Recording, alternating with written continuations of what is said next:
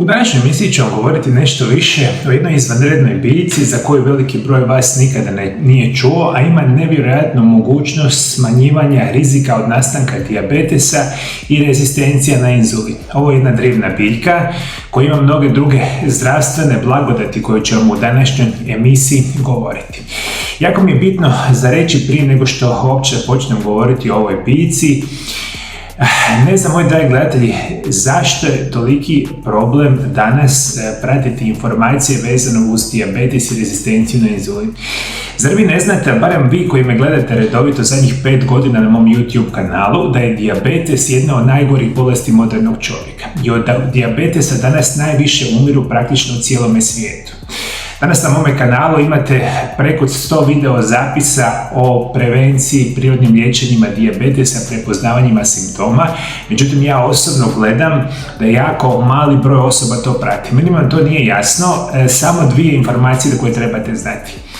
2023. godine u svijetu je dijagnosticirano preko 500 miliona osoba koji imaju dijabetes. Dakle, preko pola milijarde osoba danas ima dijabetes u svijetu, što znamo. Ono što ne znamo, to je puno veći broj. Studije pokazuju da više od 50% osoba, vjerojatno 60, 70, 80% osoba ima dijabetes, a da toga nije svjesno. I svake godine milioni osoba umiru od dijabetesa. Dijabetes vam skraćuje život za 15 godina, to sve dobro znamo. Zato je ključ tražiti prirodne lijekove i zdrav način života i danas će vam pomoći ova moja izvanredna biljka. Biljka se naziva Caesalpinia bonuk ili Nikarbut, bonukorak ili Caesalpinia. I ljekovita biljka koja pripada obitelji Caesalpicinae.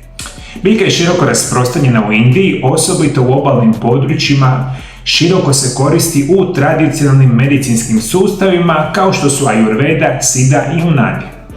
Smatra se vrijednim prirodnim lijekom za liječenje brojnih bolesti u indijskoj tradicionalnoj biljnoj medicini. Od davnina se koristi u medicini kao začin, u napitcima i kozmetici. Svi dijelovi biljke, a to uključuju korijen, sjeme, koru i lišće i cvijeće, se koriste u razne medicinske svrhe. Ime je dobilo po arapskoj riječi bonuce, što znači mala lopta. Ova vrsta biljke za veliki broj vas, osim vi koji me gledate iz Azije, specijalno iz Indije, vjerojatno nikada niste čuli. Ključ je da shvatite da ove biljke koje vama preporučujem danas možete kupiti u dućanima zdrave hrane, samo ćete se morati malo bolje potruditi. Tradicionalna indijska medicina je jedna od najboljih prirodnih medicina zapravo što mi danas znamo. Ja osobno izučavam ove prirodne lijekove i nutricionizam preko 20 godina i mnogo tih biljaka sam upravo naučio primjenjivati upravo iz tradicionalne indijske medicine. Caesalpinia, obitelj biljke, sadrži više od 152 roda i 2800 vrsta. Caesalpinia bonuk je jedna od najznačajnijih rodova obitelji Caesalpicinae. Raste u tropskoj i subtropskoj klimi Azije. Posebno u Indiji, Šri Lanci, Bangladešu, Burmi, Mijanmaru, Kini i Vijetnamu. Također se nalazi u Andamskim i Nikobarskim otocima kao i indijskim tropskim regijama.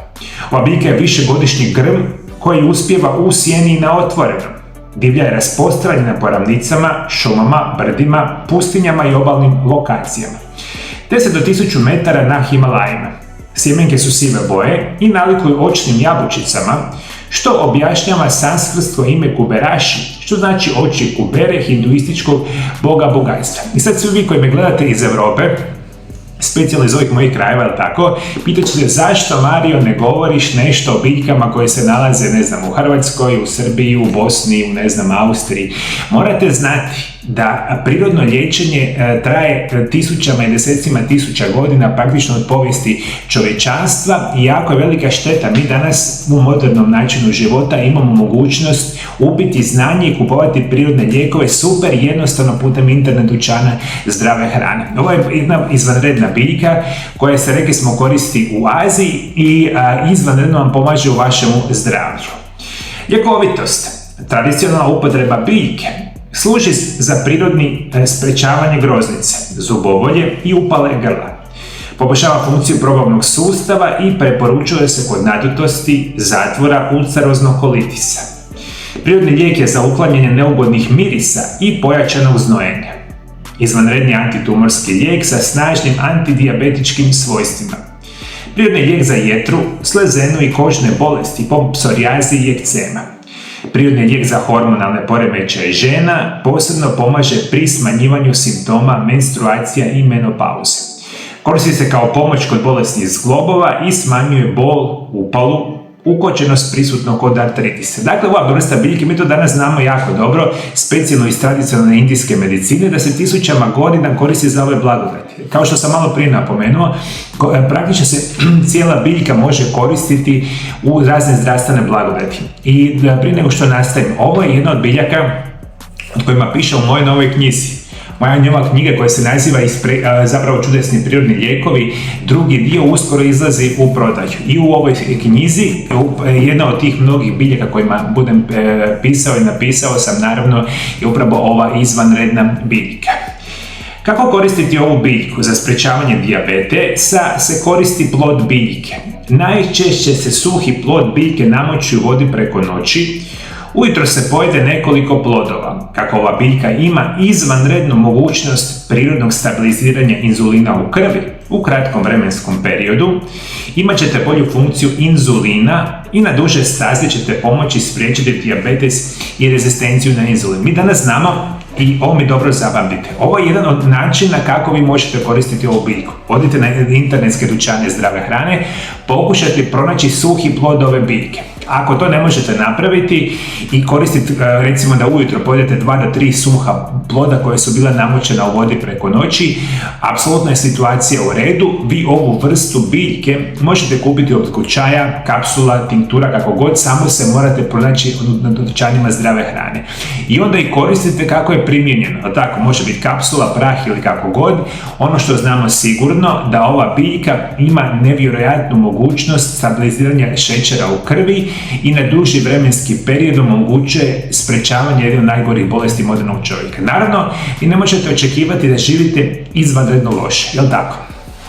Jedete jako loše namirnice, imate prekomjernu tjelesnu težinu, gutate enormne količine lijekova i onda ćete pojesti 2 ploda ove biljke i bit ćete bez dijabetesa. To apsolutno ne dolazi u obzir. Moja osobna preporuka je da naučite prakticirati nešto što se naziva isprekidani post, o kojima sam pisao u mojoj prvoj knjizi koja je izdana prošle godine i naravno možete je odmah kupiti na internetskom dućanu i web shopu Mariolab HR. I ako naučite prakticirati isprekidani post i ako koristite ovu vrstu biljke, imate nevjerojatnu mogućnost stabiliziranja razine šećera u krvi bez lijekova, bez kemikalija, bez praktično nuspojava. Međutim, ova biljka radi puno više od stabilizacije šećera. Za sprečavanje kožnih bolesti, poput psorijaze, ekcema ili čireva, treba se samljeti plod biljke. Prah od biljke se umiješa sa vodom i napravi gusta pasta ili još bolje sa zdravim uljima nosača, kokosovo ulje, maslinovo ulje, jojoba ulje ili arganovo ulje. Napravi se gusta pasta koja se nanosi na kožu. Pasta se drži na opaljenom području 15 do 30 minuta pa se ispere sa vodom. Ovaj postupak se mora još koristiti 2 puta dnevno. Dakle, pravite pastu od praha same biljke, pomiješate sa specijalnim uljima, napravite pastu, držite na ekcemima, psorijazama, dermatitisima, isperete i u kratkom vremenskom periodu crvenilo, svrpeš, suha ispucala koža na potpuno prirodan i siguran način ide na bolju situaciju. Dalje što morate znati, u tradicionalnoj medicini se koristi pomiješani prah od ploda biljke sa organskim kozjim mlijekom. Sve dobro promiješati i popiti 1 puta dnevno. Na ovaj način se pomaže bolje funkciji jetre. Za poboljšavanje funkcije probavnog sustava u 200 ml vode pomiješati 2 male žlice praha od ploda biljke i popiti. Za bolesne zglobove koristite ulje od biljke. Danas u boljim dućanima zdrave hrane imate kupiti čajeve, kapsule, tinkture i ulja, ove biljke za liječenje i sprečavanje mnogih bolesti. I uvijek se držati uputa na dodacima prehrani. Kada ne znate kako se koja biljka koristi u bilo kojoj formi, morate imati sve zapravo napisano na samoj ambalaži, onda primjenjujete tako kako je. Ključ mi je za danas reći, ovo je još jedan od onih izvanrednih prirodnih lijekova koji može vama pomoći na prirodan i siguran način sprječavati dijabetes i rezistenciju na inzulin. Isprekidani post, korištenje prirodnih lijekova, kontrola tjelesne težine i onda sprječavamo nastanak samoga dijabetesa. Moji dragi gledatelji, odnedavno je počeo raditi moj novi YouTube kanal koji se naziva Mario Lab Health kanal na engleskom jeziku. Već sada na ovome kanalu imate preko 100-150 video zapisa koji nikada niste vidjeli, a idu na engleskom jeziku. Svi vi koji ste do sada niste pretplatili na novi kanal, imate dole link ispod video zapisa, kliknite na njega, odite na novi kanal i pretplatite se, jer na onom drugom kanalu na engleskom jeziku svaki dan u 19 sati ide novi video zapis o novoj medicinskoj temi, a na ovom originalnom kanalu koji se naziva Mario Lab kanal na hrvatskom jeziku svaki dan ide video zapisi u 8 sati navečer. Dakle, video zapis u 7 i u 8 sati. Ja kao i uvijek ovih zadnjih 5 godina trudim se vama dati najbitnije informacije koje će poticati vaše zdravlje na potpuno prirodan i siguran način. Moji dragi gledatelji, hvala što me pratite, Bog vas blagoslovio. Bog blagoslovio vašu obitelj. I prije nego što odete, moji dragi gledatelji, obavezno pogledajte ovaj video zapis ovdje, koji će vam govoriti o jednom od najboljih prirodnih lijekova za sprječavanje dijabetesa kojima sam govorio na mome kanalu. Lijepi pozdrav, vidimo se drugi put.